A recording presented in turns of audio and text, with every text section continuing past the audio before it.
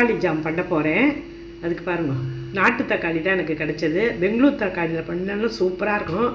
எங்கள் அம்மாலாம் அந்த நாளில் சூப்பராக பண்ணுவாள். அந்த மெத்தடில் தான் நான் இப்போ பண்ண போகிறேன். பாருங்கள், தக்காளியை இந்த மாதிரி கட் பண்ணி போட்டுருக்கேன். எங்கள் அம்மா வேகலாம் வைக்க மாட்டா, அப்படியே பச்சையாகவே நல்லா அரைச்சிட்டு அதுக்கப்புறம் அல்வா கிண்டுற மாதிரி கிண்டுவா. எப்படி பண்ணுறதுன்னு பார்க்கலாம்.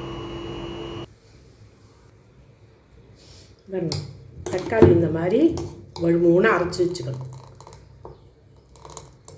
இப்போ எலுப்பச்சட்டியில் கொட்டி அல்வா கலர்ற மாதிரி கலரணும். எலுப்பச்சட்டி போட்டுருங்க. நெய் காய்ச்சின எலுப்பச்சட்டி தான். அதில் 2 முட்டை நெய் குதிக்கிறேன். இதில் இப்போ முதல்ல முந்திரி பருப்பெல்லாம் அந்த நாள்லாம் போட மாட்டேன். நான் இப்போ டெக்கரேஷனுக்காக முந்திரி பருப்பு போடுறேன். முதல்ல முந்திரி பருப்பை வறுத்து எடுத்துட்டுருவோம்.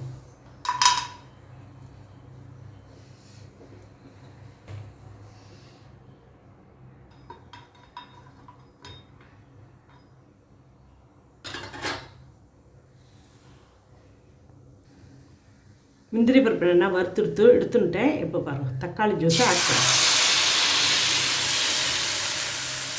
தண்ணி கிண்ணி ஊற்றவே கூடாது.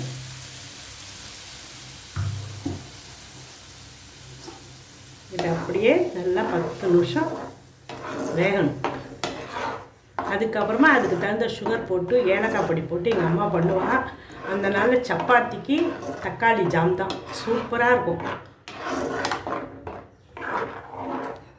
அதுவும் பெங்களூர் தக்காளி அந்த நாள்லாம் கிடைக்காது. நாட்டு தக்காளியில் தான் எங்கள் அம்மாலாம் பண்ணுவாங்க கிராமத்தில்.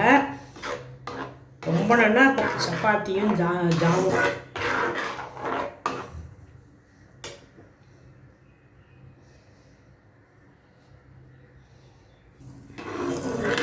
பாருங்கள், நல்லா கொதி வந்துடுத்து.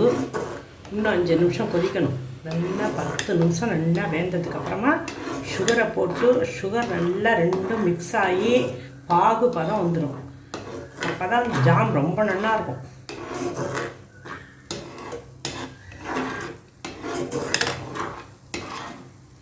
பக்கத்தாத்தில் எச்சி பாட்டின்னு ஒரு பாட்டி இருந்தா. எப்போதும் ஏகாதசியாக சப்பாத்தி ஜாம் தான்.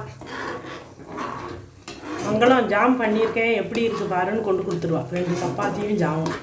அதை பார்த்து எங்கள் அம்மாவும் பண்ணுவாள். சூப்பராக இருக்கும். ஈஸியாக பண்ணிடலாம். டேஸ்ட்டு ரொம்ப நல்லா இருக்கும். நீங்கள் வெந்நீரில் போட்டு தோலை ஊற்றி அந்த மாதிரிலாம் பண்ணணுங்கிறதே கிடையாது. நல்லா பழுத்த தக்காளியாக இருந்து நல்லா மிக்சியில் நல்லா அரைக்கணும். பாருங்க, விதையெல்லாம் இருக்காது. ரொம்ப நல்லா இருக்கும் ஜாம்.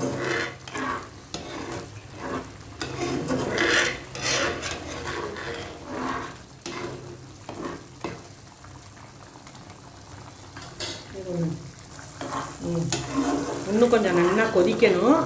மேலே தளிக்கிறதுங்கிறதுனால நான் கொஞ்சம் இதாக மூடி வைக்கிறேன். 5 நிமிஷம் நல்லா கொதிக்கணும். இப்போ மூடி போட்டு 10 நிமிஷம் மூடி வைக்கிறேன்.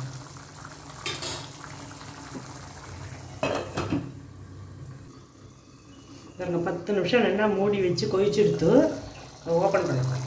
பாருங்கள் எப்படி சுண்டி வந்துருக்கு. பாருங்கள் இதில் எப்படி சுண்டி வந்து. இப்போ இதில் ஒரு டபரா சுகர் போட போகிறேன். 3 கப்பு ஜூஸுக்கு 1 டபரா சுகர். சுகர் போட்டும் 10 நிமிஷம் நல்லா வேகணும். நம்ம அல்வா மாதிரி தான்.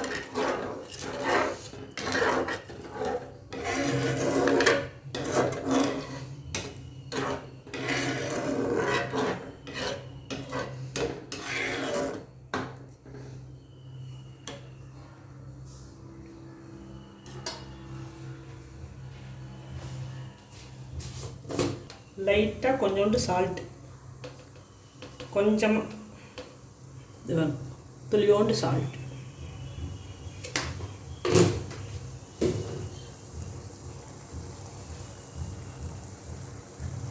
அந்த சுகர் நல்லா கம்பி பதம் வர அளவுக்கு நல்லா ரெண்டுமா மிக்ஸ் ஆகி கொதிக்கணும்.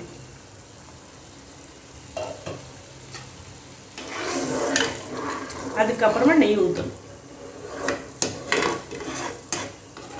இந்த நாள் கல்கத்தா அல்பச்சட்டிலேயே பண்ணிவிடுவாங்க.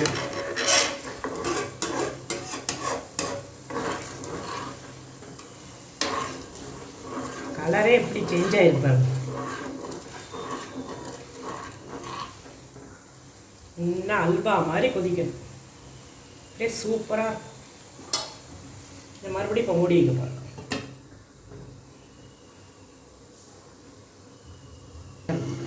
பத்து நிமிஷம் நல்லா வெந்துட்டு கொதிச்சுட்டு அடுப்பை சின்னது பண்ணிக்கணும். மேலே தெளிக்கணும் நிலத்தில் எப்படி வந்துருப்பாங்க. இது இன்னும் ஒரு 10 நிமிஷம் நல்லா கொதிக்கணும்.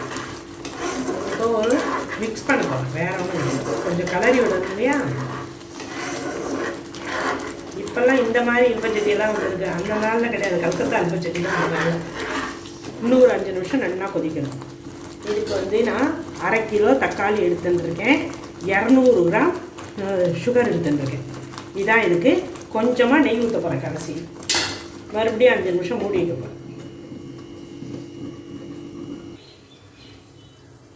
ஓப்பன் பண்ண போகிறேன். நல்லா சுகர்லாம் நல்லா மிக்ஸ் ஆகி இந்த மாதிரி பூத்து வரணும் சைடெல்லாம். இதான் பதம். தண்ணி இன்னி ஊற்றப்படாது. சூப்பராக இருப்பாங்க. இது ஆறினது ஒன்றுமே கெட்டியாயிடும். இப்போ நான் இதில் 2 முட்டை நெய் ஊற்றப்போம். இந்த சைடெல்லாம் நல்லா பூத்து வந்துட்டுப்பாங்க. 20 நிமிஷம் இருந்தால் போகிறோம் இந்த தக்காளி ஜாம் பண்ணுறதுக்கு.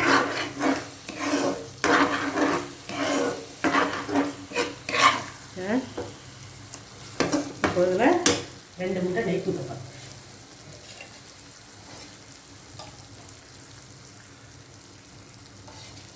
அதனால நெய்யெல்லாம் கொஞ்சம் தான் ஊற்றுவா, நான் தான் போடுவேன்.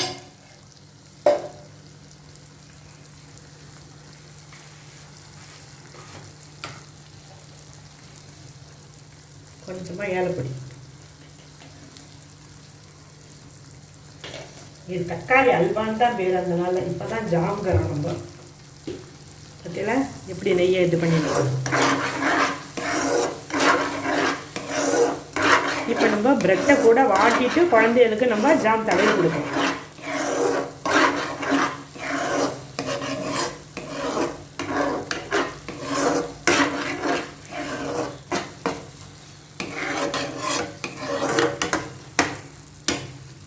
முந்திரி பருப்பு வறுத்து வச்சு முந்திரி பருப்புலாம் நல்லா போட மாட்டேன்.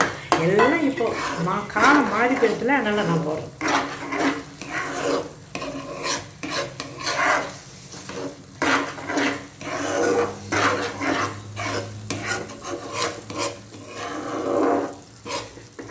வெங்கல உருளி கல்கத்தா இல்பச்சட்டி இதில் தான் பண்ணுவாள்.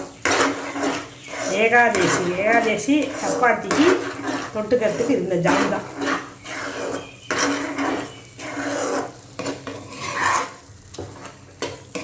இதெல்லாம் இப்படி ஒட்டாமல் வரணும். அதான் பதம். சுகர் இந்த 4 பக்கமும் அப்படியே பூத்துன்னு வந்துடும். அதுதான் பதம்.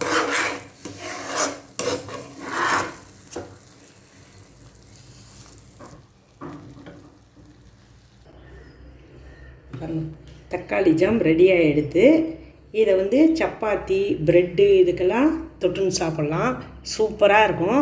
இந்த மாதிரி நிறைய 1 கிலோ கிட்டத்தட்ட பண்ணினேன்னா இந்த மாதிரி கிளாஸ் பாட்டில் எடுத்து வச்சுனேன்னா 1 மாதத்துக்கு கூட வச்சுக்கலாம். ஃப்ரிட்ஜில் வைக்கணுங்கிற தேவையே கிடையாது. எங்கள் ஆற்றுலலாம் பண்ணி 15-20 நாளைக்கு எங்கள் அம்மா வச்சுக்கிறது உண்டு. நான் அந்த மெத்தடில் தான் பண்ணியிருக்கேன். இந்த மாதிரி பண்ணி பாருங்க. பிடிச்சிருந்தால் லைக் பண்ணுங்க, ஷேர் பண்ணுங்க, மறக்காமல் சப்ஸ்கிரைப் பண்ணுங்க. ரொம்ப டேஸ்ட்டாகவும் இருக்கும். பண்ணி பார்த்துட்டு கமெண்ட்ஸ் பண்ணுங்கள்.